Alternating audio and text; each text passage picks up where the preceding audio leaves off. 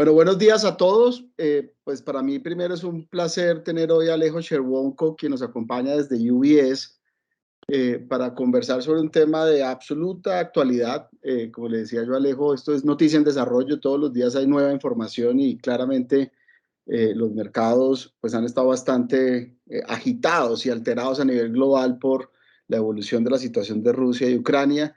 Quiero arrancar por agradecerle a Ricardo Cabal, director de UBS, que nos ayudó a coordinar este ejercicio, a Sebastián y por supuesto a Alejo. Les voy a contar con quién estamos hoy. Lo de Alejo no es por confianzudo, Alejo se llama Alejo. Alejo es Managing Director y Chief Investment Officer para mercados emergentes de UBS, está basado en Nueva York, lidera un equipo de analistas de mercados dedicado al desarrollo de ideas de inversión en estos países y que ayudan a definir el posicionamiento de portafolios de inversión valuados en miles de millones de dólares.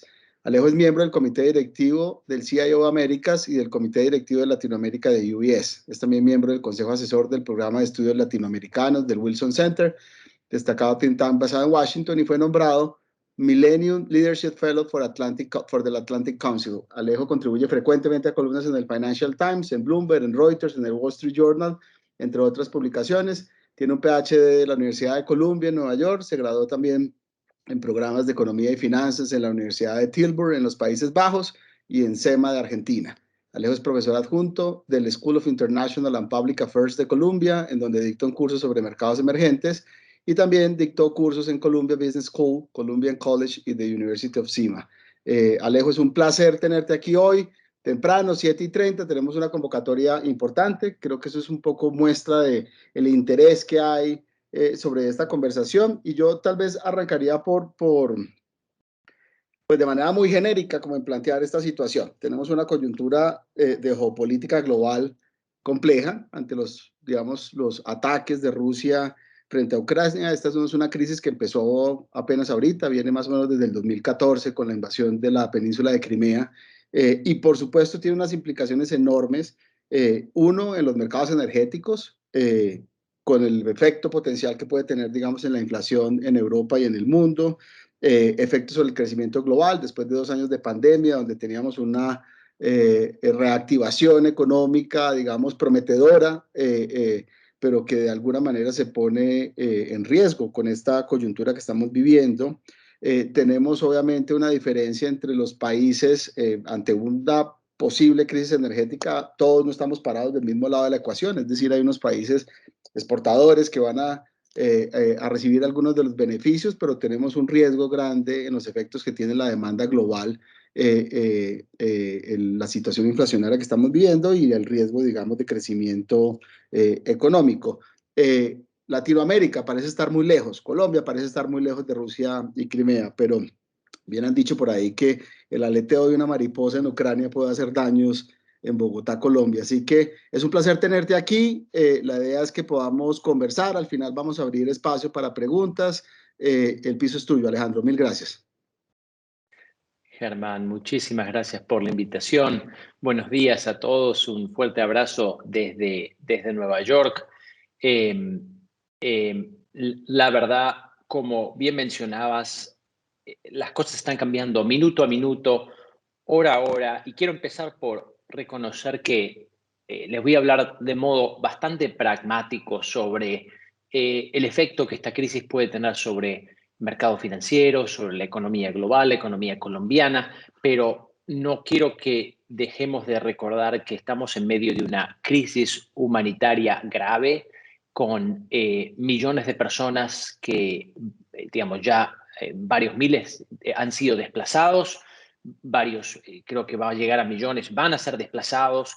Hay muchas familias que no saben si van a pasar de esto, digamos, con vida. Entonces, antes de, digamos, hablar de crecimiento, inflación, precio de commodities, no dejemos de tener esto en mente. Es una catástrofe lo que está sucediendo y estoy seguro varios comparten, bastante anacronístico desde el punto de vista de quién hubiese esperado que algo así, una guerra, un confrontamiento, ¿no? de estas características puede tener lugar en el siglo XXI.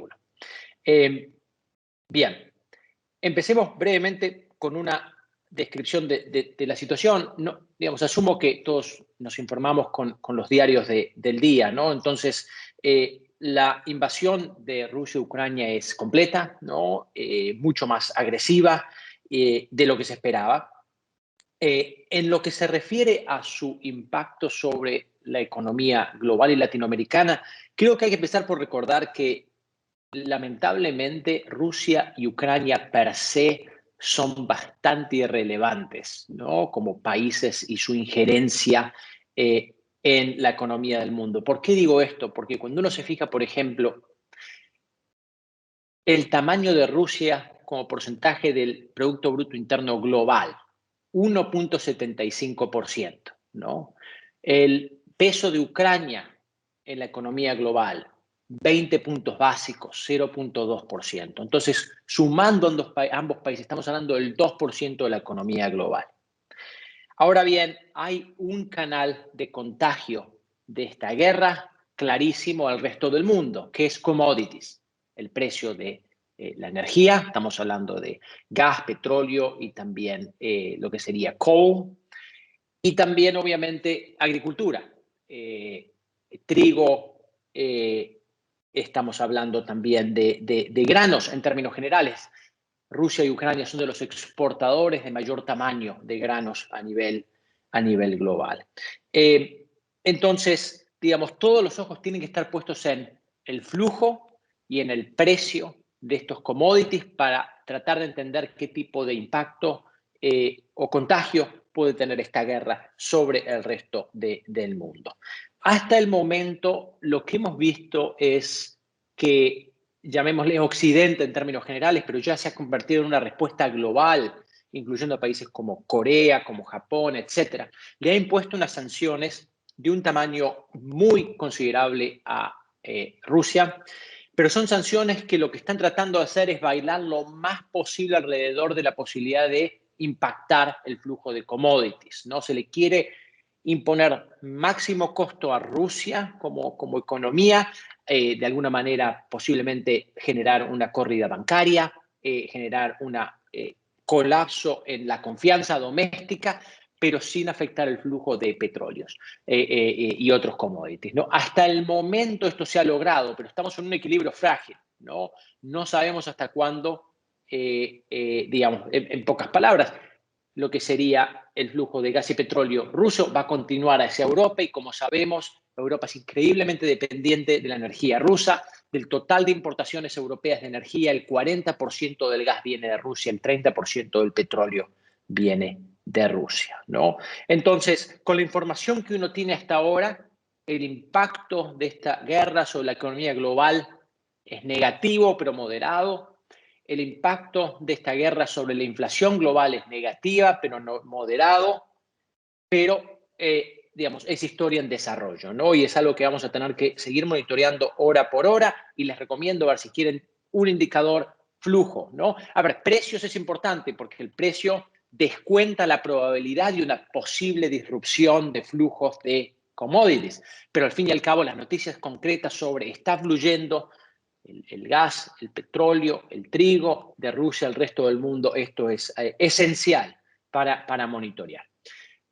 Si me permiten, tengo algunas diapositivas para compartirles respecto a el impacto que esto puede tener sobre Latinoamérica. Entonces, confirmando nada más que están conmigo y que ven las diapositivas y me hacen un gesto. Muy bien. Perfecto. Muy bien, gracias. Primero, la buena noticia, ¿no? Precio de commodities. Paradójicamente, y les voy a compartir ahora en unos minutos, nuestra región y Colombia enfrenta una serie de desafíos profundísimos en su recuperación económica, social, política, post-pandemia. Pero, digamos, si hay un beneficio de todo lo que está pasando en términos de tensiones geopolíticas, es que nuestra región no puede estar más distanciada de esto. No puede estar más protegida geográficamente y, nuevamente, de modo pragmático, se beneficia de este push adicional a un precio de commodities que ya venía al alza. Como pueden ver en esta diapositiva, el precio del crudo, el precio de los commodities relacionados a la agricultura, los metales industriales, los metales en cierta medida, menor medida, los metales preciosos, vienen experimentando un rally de hace varios meses. Este gráfico tiene un periodo de tiempo relativamente corto, desde el principio del 2020, pero incluso si uno se fija gráficos de un historial de 10 años, estamos en máximos históricos en varios precios de los commodities, y esto no es para nada malo para Latinoamérica. Sería en un contexto, usando una analogía, ¿no?, de una torta que realmente se achica para todos, porque la guerra es lose-lose, ¿no? No hay un beneficiario.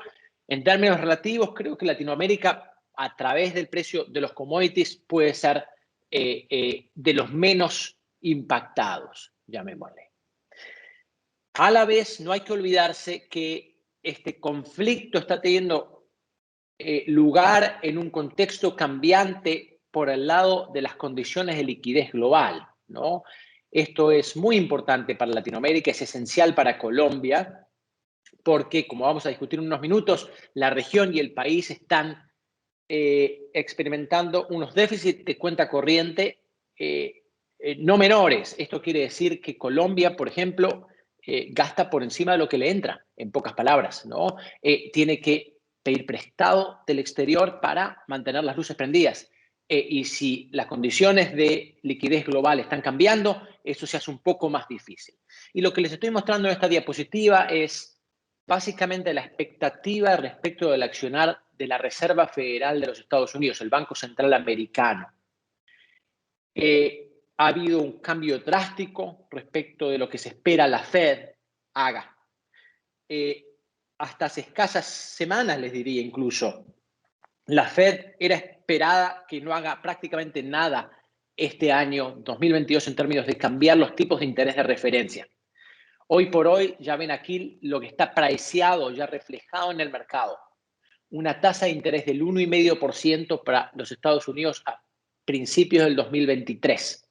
Es decir, 6 subas de tasas de interés de 25 puntos básicos cada una. Esto ya está digerido, ya está incorporado en los precios, ¿no? Bueno, lo que quiere decir esto es que la disponibilidad de liquidez va a ser mucho menos abundante. El inversor extranjero va a tener una opción: presto a Estados Unidos al 1,5% o le presto a Colombia a X, ¿no? Entonces, la ecuación se vuelve un poco más difícil para buena parte de los países emergentes. No quiero decir que se vuelva imposible. El 1,5% tampoco es la panacea, pero es mucho más interesante que el 0%, ¿no?, que hoy tenemos en los Estados Unidos. Entonces, esto es algo que hay que contemplar. Cuando ponemos todo en la balanza, yo les diría, el entorno externo que enfrenta Colombia y Latinoamérica es bastante más complejo del que enfrentaba el año pasado, ¿no? El año pasado teníamos precio de commodities al alza y también amplia liquidez global. Hoy tenemos precio de commodities al alza, pero por los motivos equivocados, de la mano de mucha tensión geopolítica, y como nos adelantaban en la introducción, estamos hablando también de un impacto a la demanda agregada global y también unas condiciones de liquidez externa que no son imposibles, pero van a ser más complicadas. Y en esa dirección vamos, ¿no? El entorno de tipos de interés en el mundo creo que va a seguir hacia el alza. El 1,5% de tipos de interés en Estados Unidos de referencia no es el final de este ajuste. Y si, digamos, también queremos pensar no solamente en los tipos de interés de referencia, sino en los tipos de interés a plazo, pensemos, por ejemplo, la tasa a 10 años de los Estados Unidos, mi expectativa es que cruce la barrera del 2% tranquilamente en los próximos meses, ¿no? Mucho va a depender del conflicto. Tocando madera, si vamos a la detonación de una arma nuclear táctica, bueno, eso empujaría hacia la baja agresivamente los tipos de interés, pero eso es un escenario riesgo y no el escenario central, ¿no? Vayamos un poco a los detalles respecto de qué se puede esperar de nuestra región y de Colombia. Creo que es importante no perder ojo de el tema, digamos, los avances desde el punto de vista de la pandemia que ha hecho la región. La región empezó muy rezagada, fue el área del mundo más golpeada desde el punto de vista COVID, con solo un 8,5% de la población global. Latinoamérica experimentó más del 30% de las muertes COVID. Es decir, una desproporción brutal en términos del impacto que COVID tuvo sobre Latinoamérica. Ahora bien, despacito y gracias a poca, llamémosle, poco temor a la vacuna, ya hoy por hoy Latinoamérica está exhibiendo penetración de vacunas COVID superiores a, llamémoslo entre comillas, lo mejor del mundo desarrollado, con Chile, Argentina, Brasil, Perú, Colombia, arriba en la tabla. Esto le permitió a Latinoamérica que la ola Omicron sea prácticamente un non-event, ¿no? Sea algo que lo haya podido maniobrar con mucha tranquilidad. Y de alguna manera es interesante recordar, por ejemplo, índices de movilidad que nos comparte Google en términos de, digamos, cuánto la gente está llevando a cabo sus actividades en ciertas áreas, medidos por la plataforma Google Maps. Aquí vemos que ya en la mayor parte de los países de Latinoamérica estamos en niveles de actividad superiores a los prepandemia. Y que sí, Omicron tuvo un golpe, pero es un golpe temporal y de muy corto periodo, ¿no? Y el caso de Colombia, que es la línea roja de esta diapositiva, aquí pueden ver que esta conclusión es particularmente cierta para un país como Colombia, ¿no? Y de alguna manera esto lo que nos quiere decir es que la recuperación colombiana y latinoamericana está well underway, ¿no? Se está aconteciendo y va a continuar y esperemos, es nuestro escenario central, el tema del virus no va a ser algo que la descarrile. Por supuesto, todos hemos actuado como epidemiólogos amateur en los últimos 2 años y hemos fallado miserablemente, así que espero no tener que comerme mis palabras respecto de la aparición de una nueva cepa y que volvamos, ¿no?, a foja cero. Pero con la información que se tiene hasta ahora, estamos transicionando claramente de pandemia a endemia, ¿no? Y Latinoamérica está, les diría, avanzado respecto al resto del mundo de esta perspectiva, en buena parte por las penetraciones de las tasas de vacunación. Entonces, digamos, la recuperación económica latinoamericana y colombiana está aconteciendo. El golpe COVID fue profundísimo, pero la recuperación fue también bastante marcada y en este momento estamos convergiendo a unas tasas de crecimiento que llamémosle más cercanas al equilibrio, que en Latinoamérica estamos hablando algo por debajo del 2%. Es una tasa de crecimiento económico poco inspiradora. Por supuesto, la de Colombia es un poco superior a eso, pero no son las tasas de crecimiento que supimos conocer y no creo que volvamos a esos niveles. Y es una recuperación que existe, va a continuar, pero también es frágil, ¿no? Es frágil porque tenemos varias amenazas, llamémosle, que están ilustradas en esta diapositiva. Arriba a la derecha pueden ver, por supuesto, la amenaza de la inflación. Vamos a hablar un poco más de eso. Abajo a la izquierda pueden ver la amenaza de los déficits de cuenta corriente que les adelantaba. En términos generales, nuevamente, un déficit de cuenta corriente es exhibido por países que gastan por encima de lo que le entra a nivel macroeconómico, ¿no? Y finalmente, digamos, tenemos prevalente en toda Latinoamérica, los gobiernos están gastando más de lo que le entra a nivel fisco, ¿no? Todos estos son desafíos que se han acentuado en un contexto de post-pandemia. Empezando por la inflación, lo que vemos es toda gran economía latinoamericana con tasas de inflación muy superiores a las tolerables, entre comillas, por los bancos centrales de los respectivos países. Las bandas de tolerancia están entre no las líneas rojas. El caso de Colombia, digamos, no es excepción. Ahí ven, digamos, jugando con tasas de inflación del 7% o por encima de eso, ¿no? Y esto lo que está forzando es a los bancos centrales latinoamericanos a subir tipos de interés de manera muy agresiva y lo interesante es que se han adelantado a la Fed. Se han movido de manera bastante fuerte y hay una expectativa de que continúen haciéndolo. En particular, el caso de Colombia es uno de los bancos centrales que se ha movido, digamos, un poco más lento que el del resto de la región y hay una expectativa de que tenga que recorrer más hacia adelante de lo que recorrió hacia atrás. Compárese eso con el caso de Brasil, en el que el accionar del Banco Central brasileño fue mucho más agresivo y se espera que lo que le quede por subir tasas es mucho menor de lo que ya realizó, ¿no? Entonces, les muestro en esta diapositiva, arriba a la izquierda, ya hay una expectativa en el mercado que Colombia vaya a subir la tasa de interés de referencia a un nivel cercano a doble dígito, ¿no? Hoy estamos, como saben, en un nivel 4%. Y esto no es algo que diga yo.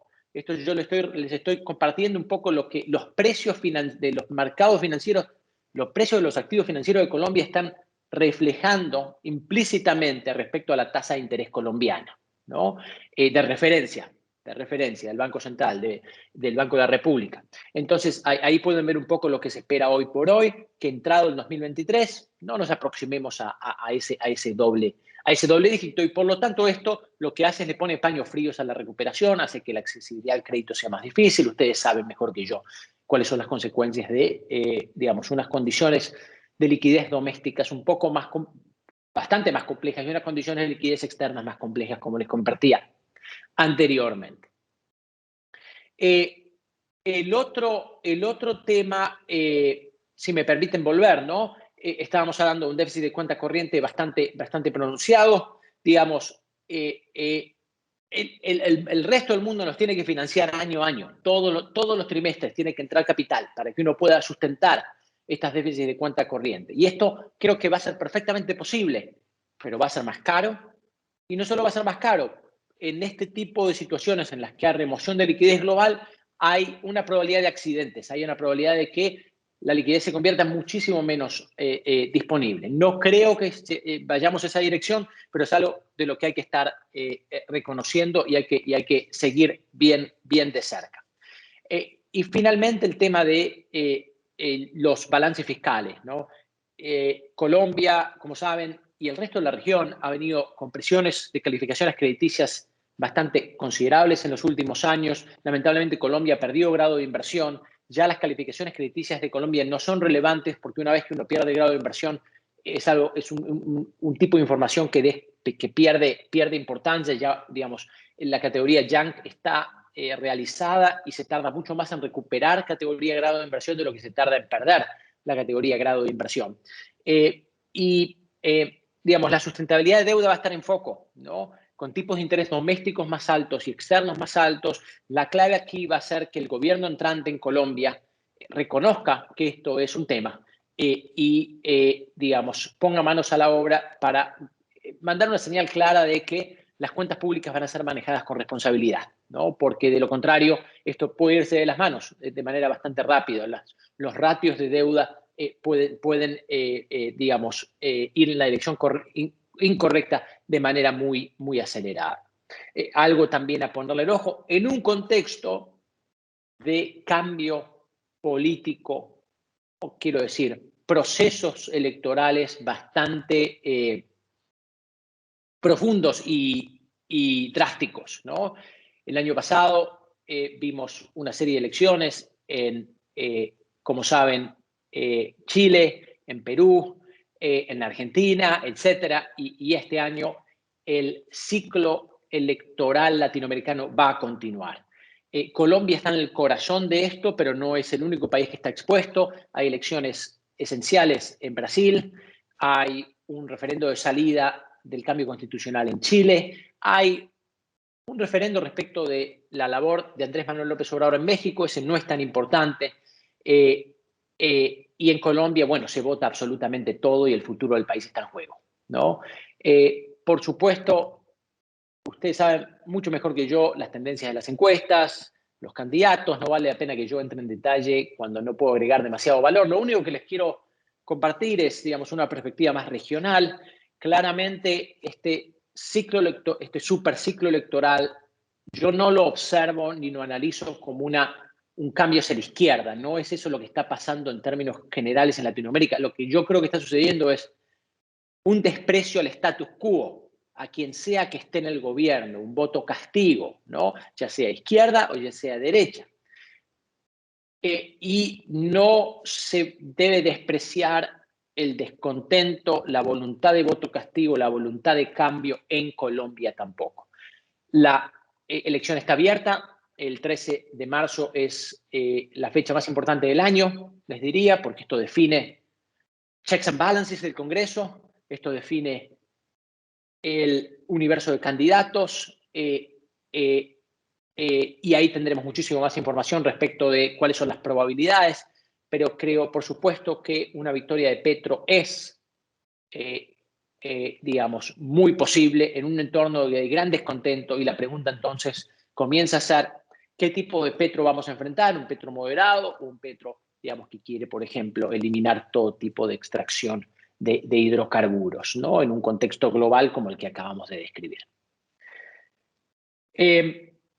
Permítanme posiblemente resaltar, digamos, una tendencia un poco positiva que se está observando en la región.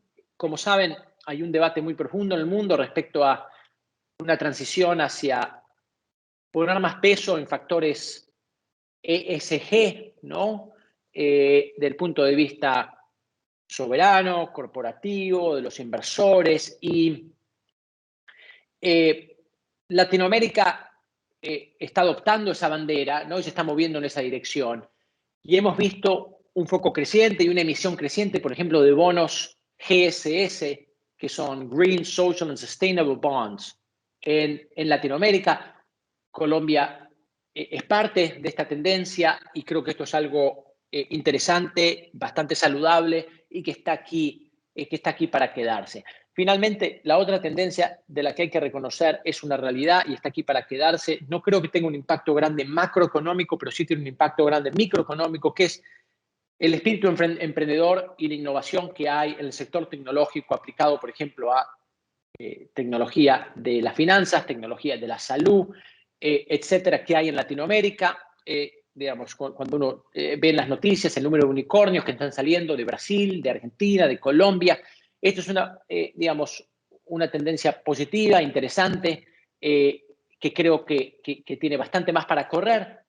Mi análisis concluye que esto no tiene un gran impacto macro, no es lo que va a traer a Latinoamérica de crecer de menos del 2% al 3-4%, pero por lo menos hay focos de innovación, focos de oportunidad que no hay que dejar de reconocer.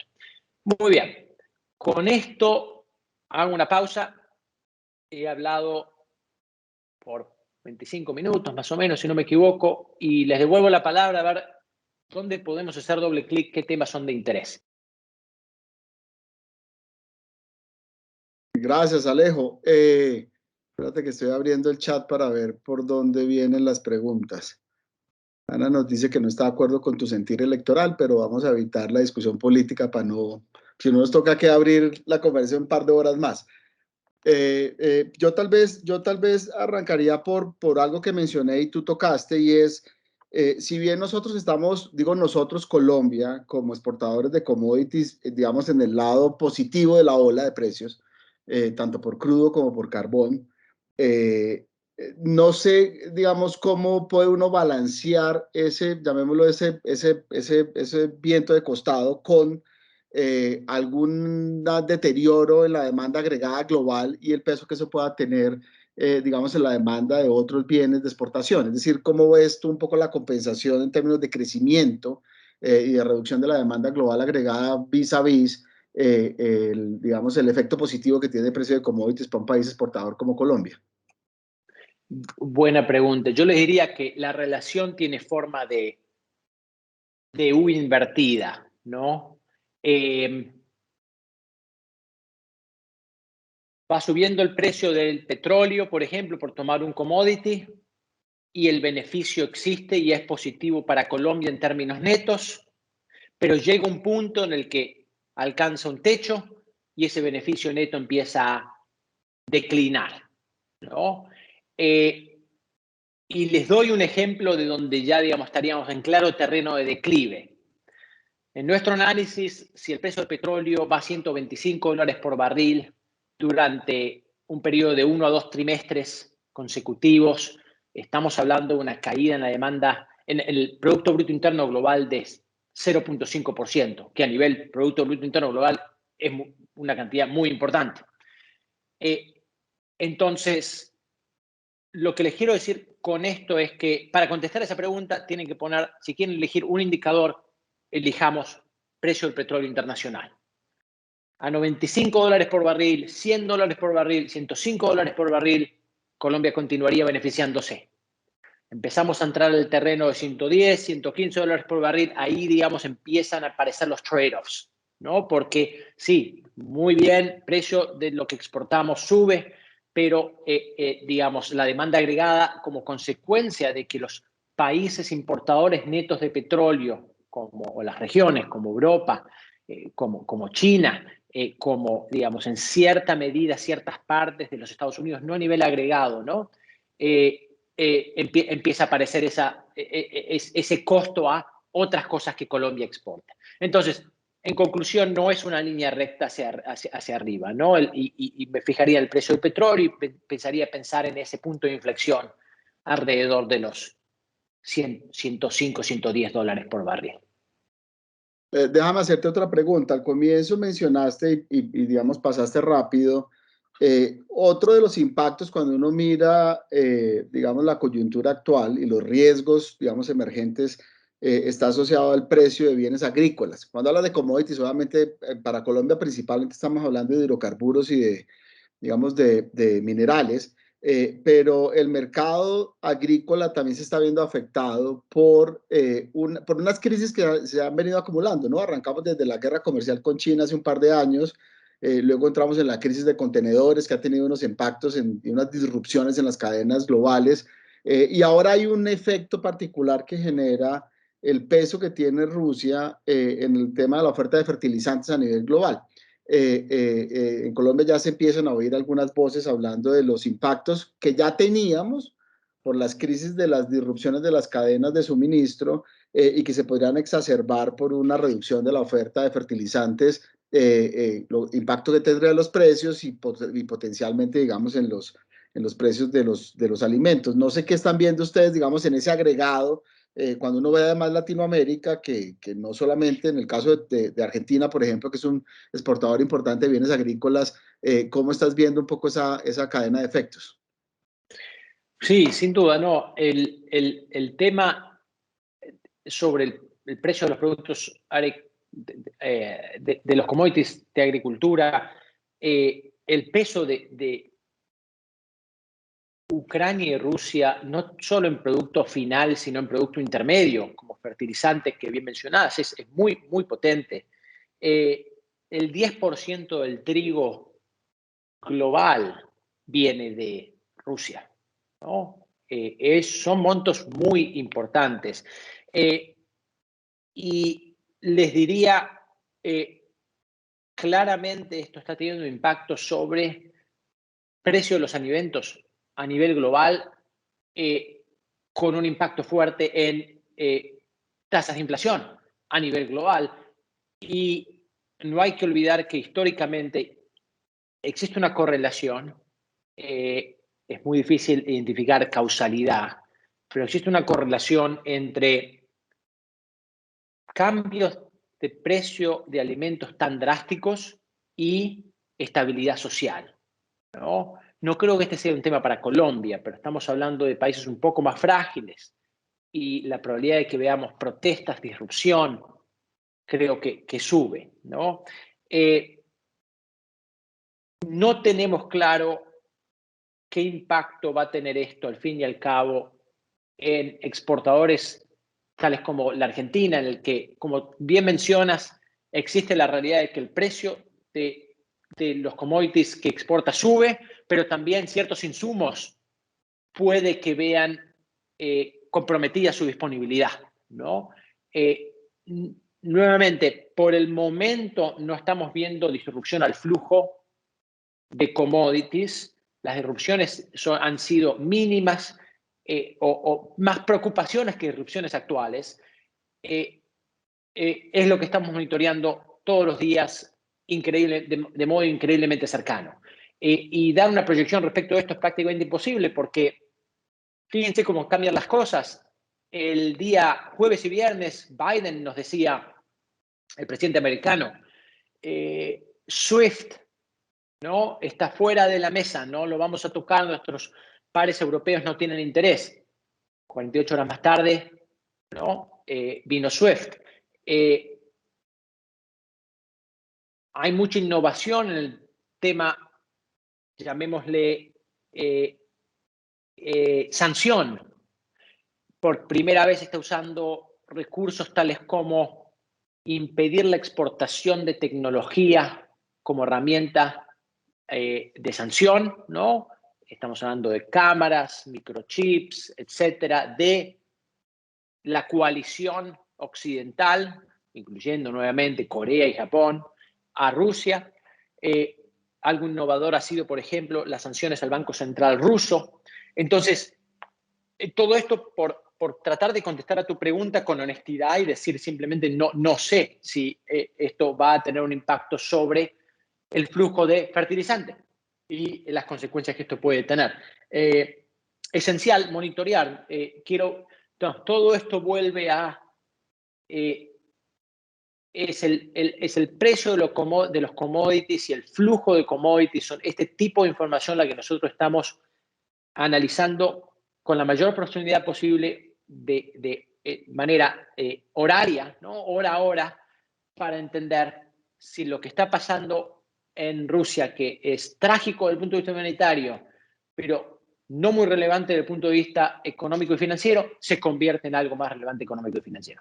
De acuerdo. Hay una cosa en este tema que mencionaste, Alejo, de la creatividad en los mecanismos de intervención que los toca a ustedes directamente, y es la intervención de los suizos. No habíamos visto, por lo menos yo no tengo memoria, de que los suizos, que siempre se han parado neutralmente en este tipo de situaciones, hayan tomado medidas. Eso me sorprendió. No sé de qué fondo y hasta dónde llegan, pero sí creo que es algo nuevo en este mundo de la innovación de intervención que estamos viendo. Y tengo un par Les de preguntas diría, aquí de los asistentes que ya adelante, te hago. si me permite, Germán, quería comentarte, lo que dices es muy interesante. El movimiento o la decisión de Suiza creo que fue más simbólico que otra cosa, no tiene un gran impacto en términos del conflicto, pero es ilustrativo de una tendencia más importante, que es, digamos, creo que el mundo está viviendo la destrucción más rápida y más profunda de reputación y acceso a tecnología que un país jamás haya visto, ¿no? Y esto hoy me llama mucho la atención porque hoy por hoy crecimiento económico, importancia geopolítica, correlaciona mucho con acceso a tecnología, acceso a datos, con la reputación que un país tiene en términos de su habilidad de exportar bienes y servicios al resto del mundo de calidad. Y yo no sé si Rusia hizo bien el cálculo o esperaba este tipo de respuesta tan profunda y una destrucción overnight, ¿no? de estos activos intangibles, que en este mundo son mucho más importantes que los activos tangibles. Entonces, creo que el daño económico y social a la economía rusa va a ser profundísimo como consecuencia de lo que está pasando. Estamos viendo una combinación de, digamos, un movimiento muy agresivo de grassroots, de abajo para arriba, ¿no? Que está, por ejemplo, empujando a la FIFA a empujar a Rusia hacia afuera, al ATP de tenis, a, digamos, organizadores de eventos culturales, musicales. Esto tiene un costo económico y de reputación fortísimo, ¿no? Al igual que los esfuerzos de arriba hacia abajo, top-down, que acabamos de mencionar en términos de sanciones, la actitud de Suiza, la actitud de Europa. Así que es, digamos, muy interesante, muy llamativo. Y bueno, lo dejaría ahí. Adelante, Germán. Te cuento una anécdota. Yo ayer, pensando en esta charla de hoy, me volví a buscar, no sé si leíste un libro de Harari, el de 21 Lessons for the 21st Century. Él escribió por allá en un capítulo, hablaba de los efectos que ha tenido la invasión de Rusia en Crimea, para cuando sale ese libro, que es como el 2017 o 18, y hace un escenario de por qué eran improbables, cosa que probó ser equivocada, que se dieran invasiones, porque hoy en día los grandes valores ya no estaban en tomar territorio y en tomar commodities, y habla exactamente de eso, del conocimiento. Dice, hoy en día uno no puede invadir Silicon Valley, porque los grandes activos del mundo son activos de conocimiento, y por eso un poquito subestimaba, voy a ponerle un adjetivo, la torpeza de meterse en una invasión de los rusos. Ayer me devolví a revisarlo y ese escenario que él veía improbable, que es el que se está materializando, es una de las grandes, digamos, diría yo, sorpresas de esta situación, porque estamos teniendo una movida como del siglo XX, en el siglo XXI, donde los factores, digamos, de poder están en otro sitio y donde el tipo de medidas, esta discusión de SWIFT, la señal que mandaban los suizos, lo de la FIFA, también creo que es muy diciente del tipo de costos que tienen este tipo de acciones como las que están adelantando los rusos. Pero no me quiero, déjame que tengo un par de preguntas de nuestros asistentes que te ¿Cómo quiero no? trasladar.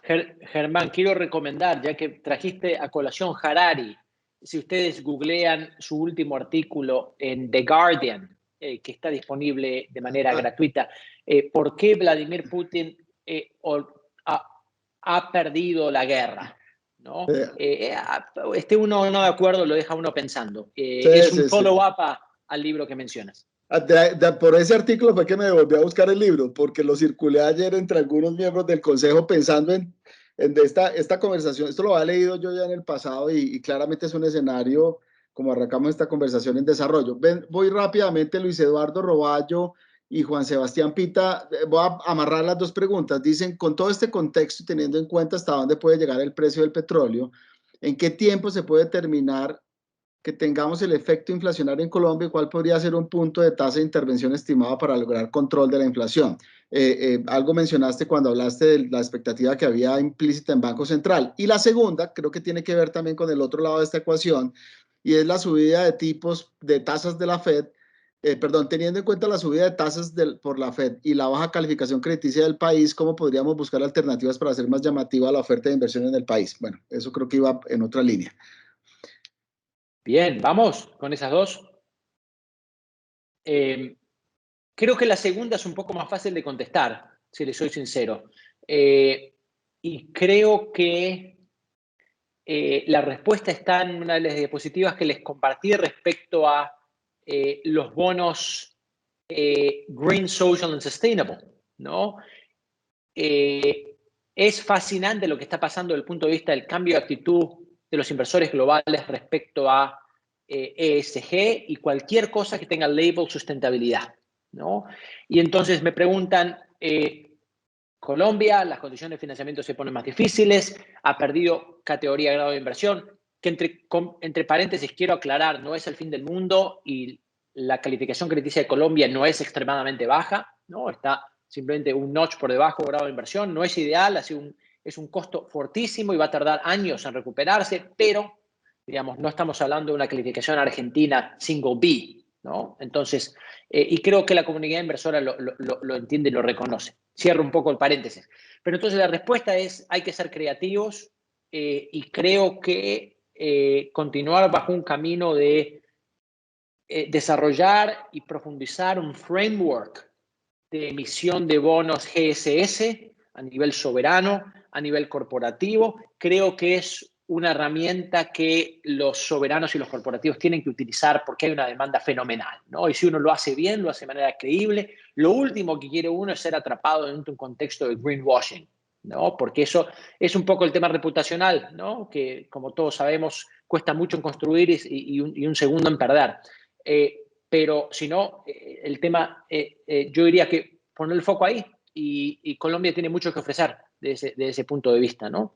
Hace algunos meses hicimos una charla con un afiliado nuestro sobre lo que había pasado con, digamos, con todo el mundo de ESG con ocasión de la pandemia. Entre otras cosas, porque la tendencia viene, diría yo, desde 2020 hacia acá, en el que todo lo que ha salido de activos, digamos, calificados dentro de ESG había tenido un performance, digamos, espectacular comparado con los demás tipos de crédito. Y yo estoy de acuerdo con vos en que Colombia además tiene una posición estratégica en algunos asuntos, pues por la misma biodiversidad y el potencial que hay de impactar en algunas de estas variables. Yo creo que ahí vamos a ver una fuente de valor muy importante hacia adelante. Claramente hay mucho que hacer todavía estamos muy, sobre todo desde el lado del asset management, estamos muy, diría yo, muy primíparos o muy nuevos todavía en la discusión, pero en este sector estamos trabajando fuertemente en meter esto en la discusión. Y la primera pregunta que nos habían hecho, que no la dejemos pasar, que tiene que ver un poco con cuál es ese punto de la tasa de intervención. Tú lo mencionaste cuando hablaste de las expectativas, pero no sé qué quisieras adicionar allí. Bien, no, sí, no me había olvidado de esa parte de la pregunta. Miren, eh, un poco está todo relacionado nuevamente al precio de los commodities, ¿no? Porque tradicionalmente, cuando sube el precio de la energía y de los alimentos, los bancos centrales eh, tratan de enfocarse en lo que se llama medidas de inflación core, que excluyen alimentos y combustibles, porque es lo que se entiende pueden controlar de manera más directa con una tasa de interés de referencia y cambios en las condiciones de financiamiento doméstico.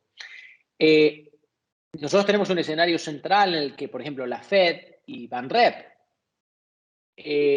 mantienen ese framework de fijarse en core y tratar de entender lo que pase por el lado de, digamos, alimentos y energía como algo de características temporal, un shock que pasará, ¿no? Y entonces no debería la Fed o Banrep tener que subir tipo de interés muy por encima de lo que se esperaba antes de este shock. Como les comentaba anteriormente, Banrep tiene una tasa terminal priceada por el mercado cercana al 10%. Bueno, dicho eso, creo que hay que reconocer que el balance de riesgos a esto está sesgado a la baja, porque no se puede analizar petróleo y alimentos en un vacío. Y hay efectos de impacto de segunda ronda. Claramente, si sube el precio de los alimentos, sube el precio del petróleo, la gente pide más salarios, si esos salarios más altos se otorgan o más preocupantemente, sobre todo en el caso americano, si se institucionaliza esto, ya entiéndase como que se incorporen contratos en los contratos de hiring, ¿no? de nómina, subas automáticas de acuerdo a inflación. Eso hace que la inflación sea de características de más inercia y más persistente. Y entonces esto forzaría a la Fed, a Banrep, a subir tasas de interés de manera más acelerada. Entonces, en conclusión, digamos, creo que el balance de riesgo está sesgado a que se tenga que hacer más y no menos como consecuencia de este shock. En particular, volvemos al precio del petróleo a 95, $100 por barril, $105 por barril no creo que sea el problema. Volvemos a esos números más cercanos a 110, $115 por barril, donde ahí estamos hablando de un problema más serio. Hay una pregunta de Aristóbulo Borja, que Aristóbulo, que es de mis tiempos, que probablemente no esperaba tener otra guerra, está preguntando, aparte de inflación, déficit fiscal, proceso electoral, ¿hay algo más? Toda vez que estaba incorporando estas variables, las expectativas del mercado están cercanas al 7% para la tasa de referencia. Esto tal vez va un poco más como en la vía de qué otros riesgos emergentes podríamos estar viendo para un poco, digamos, armar este framework sobre el cual estamos teniendo la discusión. Y hay una pregunta muy interesante que quisiera que la empatáramos ahí, que plantea Andrea del Pilar Serrano. Dice, esto es un proceso cíclico por la cronología y se está devolviendo al siglo pasado. Dice, en 1900 tuvimos pandemia, la fiebre española en 1918, la Primera Guerra Mundial, la caída de los mercados en el 29, una profunda recesión. ¿Estamos repitiendo un poco ese ciclo? Bueno, la segunda pregunta es complicada, ¿no? Creo que, digamos, la historia no se repite, pero rima. Sin lugar a dudas, reconozco cierto overlap, pero sería cauto de, digamos, extrapolar la secuencia perfecta del principio del siglo XX al siglo XXI, ¿no? Entonces, no, creo que, digamos, hay dinámicas distintas, tenemos una distribución de poder geopolítico bastante diferente, la existencia de armas nucleares hace que la situación sea mucho más delicada. Hay instituciones, no nos olvidemos por el lado positivo, hay instituciones de todo tipo que no existían a principios del siglo XX, que creo que son muy útiles en ayudarnos a navegar este entorno, como la ONU, ¿no? Iba a decir like NATO, pero... Bueno, NATO también es importante, ¿no? Porque es un deterrent. Entonces, sin lugar a dudas, ONU, NATO, IMF, World Bank, es decir, ninguna de estas es perfecta. De hecho, muchas son más imperfectas que lo contrario, pero creo que son, es mejor tenerlas que no tenerlas. Es mi análisis. Entonces, me olvido de la primera parte de la pregunta, Germán. ¿Qué otra mala noticia puede surgir? Tal Sí. vez es como la Bueno, interpretación de la pregunta de Aristóbulo. Bueno, quisiera por ahí balancear un poco esto con, uno puede pensar riesgos al alza, pero, a la baja, pero también puede pensar riesgos al alza, ¿no? Y pensemos, por ejemplo, creo que la pandemia hasta el momento está materializando un riesgo al alza. ¿Quién hubiese esperado a principios de diciembre que Omicron se convierta en el puente a la endemia, ¿no? Y que todos vivamos una vida, quiero decir, dentro lo más normal posible en los últimos 2 años. Esto puede que nos ayude a mermar ciertas presiones inflacionarias de un gasto tan concentrado en bienes, ¿no? En equipo de música, mesita de luz, renovar la cocina, en un gasto más bien distribuido entre bienes y servicios, incluyendo viajar, salir a comer, salir al teatro, ir al médico de manera no emergencia. Entonces, esto nos puede ayudar a mermar ciertas presiones inflacionarias y de repente que no todo sea, digamos, cuán alto va a seguir este índice, sino que podría llegar a moderarse. Lo mismo que con las cadenas de suministro, ¿no? Rusia y Ucrania no son tan importantes en las cadenas de suministro. China, Estados Unidos, Sudeste Asiático lo son. Y si vemos que se acoplan debido a que no hay más olas de virus tan disruptivas, ahí podríamos ver una merma en los costos, ¿no? Entonces, debería enfatizar este riesgo al alza y también no olvidarse que se le puede ofrecer a Vladimir Putin en algún momento una, no sé cómo se traduciría en español, olive branch, Un ramillo ramo de de olivo, olivo. sí, Ahí un ramo está. de... Un token de paz. Ahí está, para algún tipo de garantías para descalar o incluso no se puede descartar que el régimen de Putin caiga, ¿no? Por presiones domésticas. Entonces, no todo es simplemente negativo. Y por ahí es una buena oportunidad para mí para recalcar que en el trabajo que Sebastián, Ricardo y yo llevamos a cabo, una de las recomendaciones principales que le estamos dando a nuestros clientes y en la manera en que estamos manejando carteras es a no sobre reaccionar en este entorno, a no de-risk carteras de inversión, ¿no? Es decir, lo peor que uno puede hacer, creo, en este momento es pasarse agresivamente a cash, ¿no? De lo que uno tenía invertido de acuerdo a un plan. Uno pasó meses o años diseñando un plan de inversión que se ajuste a las necesidades personales, de corto, de mediano y largo plazo. Viene este tipo de shocks y uno dice, no, ya está, me voy, todo en cash. O vendo lo que más me preocupa. Y esto puede ser costosísimo desde el punto de vista de alcanzar objetivos de inversión. Sí, las tensiones geopolíticas tienen impacto sobre el mercado, pero históricamente ha sido un impacto corto. Si uno tiene objetivos de inversión de mediano o largo plazo, lo mejor que uno puede hacer es mantenerse invertido de acuerdo al plan e incluso les diría aprovechar este tipo de oportunidades para poner dinero a trabajar, ¿no? La diferencia es si uno tiene un horizonte de inversión de un mes o si tiene un horizonte de inversión de 3-5 años. De acuerdo. Alejo, hay una pregunta tal vez para cerrar, que nos quedan un par de minutos, de Gustavo Martínez, que dice, bueno, hemos escuchado las predicciones a corto plazo y entiendo las dificultades de predecir un escenario de largo plazo. Sin embargo, ¿cuál podría ser un escenario de mediano si la situación en Europa se prolonga en el tiempo? Esto es una posibilidad, sobre todo si Rusia no logra consolidar el dominio de Ucrania y existe resistencia prolongada y entra en una especie de estancamiento de su control sobre ese país. En ese caso, ¿cuál podría ser el escenario para Europa y el resto del mundo? Yo quisiera tal vez meterle una pimientica más a la pregunta de Gustavo y es China. O sea, ¿cómo juega China en ese escenario? China es un jugador muy importante de cómo se puede, digamos, balancear o desbalancear la situación entre Rusia y Ucrania. No sé si tengas algún comentario que es un poco más de geopolítica allí, asociado a la pregunta de Gustavo. Sí, Gustavo, relativo al conflicto Rusia-Ucrania, tengo que volver a enfatizar y a riesgo de sonar un poco, digamos, hiperpragmático.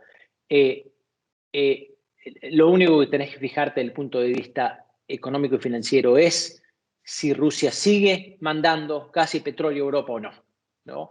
Y digamos, no hay motivo para pensar que un enfrentamiento prolongado y más complicado de Rusia en Ucrania va a querer decir menos flujo de gas y petróleo, ¿no? Porque históricamente hemos visto que Rusia ha mandado gas y petróleo a Europa aún en momentos de conflicto muy profundos.